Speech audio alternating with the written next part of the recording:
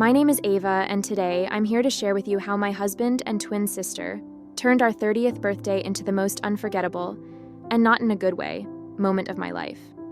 And no, this isn't one of those boring, caught them in my bed cheating stories. Nope. Their betrayal was so absurd, so off the charts ridiculous that even the writers of a soap opera would think it was too much.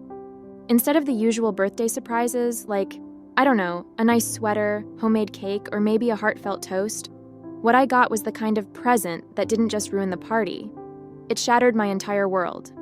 Trust me, you're not ready for the sheer insanity that unfolded. It's the kind of story you hear and think, no way, that can't be real. But trust me, it was all too real. So buckle up, because this story is a wild ride. So get this. It was our 30th birthday, mine and Chloe's. You know, the big 30. To mark the occasion, we decided to throw a big party. I was ready to celebrate with a nice glass of wine, or maybe 3, and pretend that turning 30 wasn't sending me into a mini existential crisis. The place was packed with friends, family, and everyone we cared about. My husband, Mark, who I've been married to for 8 long years, Chloe's husband, Eric, who she's been married to for 5, and our parents. I genuinely thought it would be an evening of laughter, clinking glasses, and maybe a few sappy speeches about how far we've come in 30 years. But oh boy, was I wrong. I had just finished dancing with Mark, my husband, and we were all having a pretty decent time, right? Then it was time to open the presents. Since I'm the older one, I always open my gifts first. Chloe, my twin sister, comes over with this big smile plastered on her face, holding a beautifully wrapped box. "Happy birthday, Ava," she says, her voice way too cheerful. I open the box, and inside is a tiny, adorable baby onesie. Yeah, a baby onesie. You know, one of those with a cute phrase like, "Mommy's little miracle." Now, did I mention that Mark and I have been struggling with fertility issues for the last 5 years? 5 whole years. I have serious fertility problems. We've tried everything short of sacrificing a goat under the full moon to get pregnant. Just last month, yet another attempt had gone south, and I was still nursing a deep sense of hopelessness. So when I pulled out this little onesie, I just stared at it, thinking, is this some kind of sick joke? I forced a smile, trying not to let my face betray the storm of confusion I was feeling, and asked, what is this? Then came the announcement, and I'm telling you, it was one for the books. Chloe, with the brightest smile you can imagine, practically bursts with excitement and says, "Ava, I'm pregnant with Mark's baby. Now you and Mark can finally have the family you've always dreamed of." She was beaming, you guys. Beaming. Like she had just cured world hunger or something. I swear, time stood still. My jaw hit the floor, and I sat there blinking like an idiot, trying to process what I'd just heard. My brain was screaming, "Excuse me, what?" It took me a moment, but when I finally found my voice, I managed to choke out, "What did you just say?" Chloe went on, explaining how she and Mark had cooked up this brilliant plan to help me out. You know, because she doesn't have fertility problems like I do. They thought, why not have a baby together, the natural way, obviously, and then gift that baby to me so I could be a mother.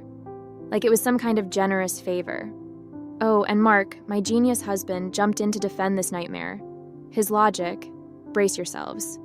He said, "It's not cheating, Ava. You and Chloe are genetically the same. It's like surrogacy." Yep, my husband of 8 years actually said that, as if sharing DNA with my sister somehow made this less horrifying. He genuinely believed that sleeping with my twin didn't count as infidelity because, and I quote, "it's the same lady parts." He looked at me with those innocent, puppy dog eyes as if he expected me to burst into grateful tears and thank him for his selflessness. Then, as if he hadn't already dug himself deep enough, he added, "Plus, you know, it's not like I even enjoyed it. It was purely for the greater good." I couldn't help myself. I snapped, "Oh really, Mark? Because it's the same lady parts, right?" His face turned red, and he actually nodded, still trying to convince me of the sanity behind his logic. The same lady parts. I mean, I've heard some ridiculous things in my time, but that one takes the cake. I sat there stunned, trying to comprehend how these two people, my husband and my own twin sister, could be this delusional. I mean, this wasn't some twisted episode of a reality show. This was my life. I managed to stammer out, "By the way, you two, this is not the same as surrogacy either. This is not the same as my egg going inside her through a fertility treatment. Chloe, you slept with my husband." Meanwhile, everyone else at the party was frozen in shock. Some of our friends started making awkward excuses to leave because, let's be honest, every normal person would feel uncomfortable witnessing this. Chloe's husband looked like he might pass out. His face was pale, and he kept glancing between Chloe and Mark, trying to make sense of the nuclear bomb that had just been dropped on our family. My parents were horrified. My mom had one hand over her mouth, her eyes wide with disbelief, while my dad was shaking his head, unable to comprehend how his daughters' lives had turned into a soap opera. And then it hit me, the timing of this. Our 30th birthday at a party packed with friends, family, and everyone we knew. They couldn't have chosen a worse moment to drop this bombshell. It wasn't just a private betrayal, it was a public spectacle. I was trapped, humiliated in front of everyone, forced to process the worst news of my life while being watched like it was some kind of live drama. As if the betrayal alone wasn't enough, now I had to deal with everyone else knowing, an audience for the most devastating moment of my life. When I finally snapped out of my stupor, I let them have it. "You think you did this for me?" I shouted, my voice cracking with disbelief. "You betrayed me, both of you." Mark tried to defend himself, insisting that it was all for love and our dream of a family. But I wasn't having it.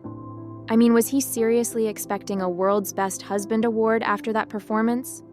Chloe started tearing up, as if she was the victim, and mumbled something about how she just wanted to help. Mark kept digging his grave, still babbling about how he didn't even enjoy the sex, that it was purely transactional. I lost it. "You didn't enjoy it? Really, Mark? Because apparently it's the same lady parts, right? Do you enjoy sex with me, or was that also some kind of duty to you?" He flinched, and the entire room felt like it was holding its breath. Even Chloe's husband couldn't hold back his fury. He turned to Chloe and demanded, "How long has this been going on? Or should I ask, how many times did you try before succeeding in this gift?" His voice was shaking, and he looked like he was one wrong answer away from completely losing it. My parents finally stepped in, trying to mediate, but there was no coming back from this. I realized then that the people I trusted most had completely destroyed my world. And as if the universe wanted to twist the knife even deeper, Chloe added, "But Ava, we did this for you. We wanted to give you the baby you couldn't have." That was it. I'd had enough. I stood up, tears streaming down my face, and told Mark, "We're done. I want a divorce." There was no way I could stay married to a man who thought this level of betrayal was somehow an act of love.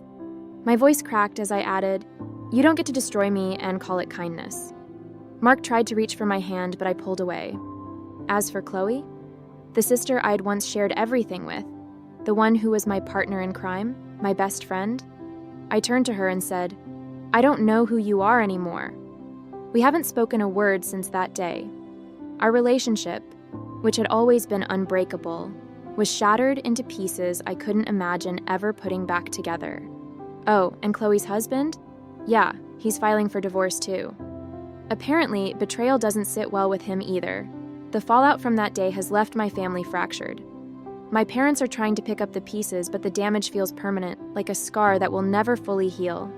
And get this, my twin sister and soon-to-be ex-husband are now living together, preparing to welcome their baby. I wonder if he still doesn't enjoy making love with her. It's like a bad dream I can't wake up from, and honestly, I can't imagine how I'm supposed to communicate with my sister after all this. She basically stole my husband at the most vulnerable time in our lives. So here I am, 30, single, and with a whole new meaning to the phrase birthday surprise. I still can't wrap my head around how they thought this was a good idea. But hey, at least my life is never boring, even if it's more of a nightmare than a rom-com. And since you get it, I like surprises. So make me this honor and share. What would you have done in my situation?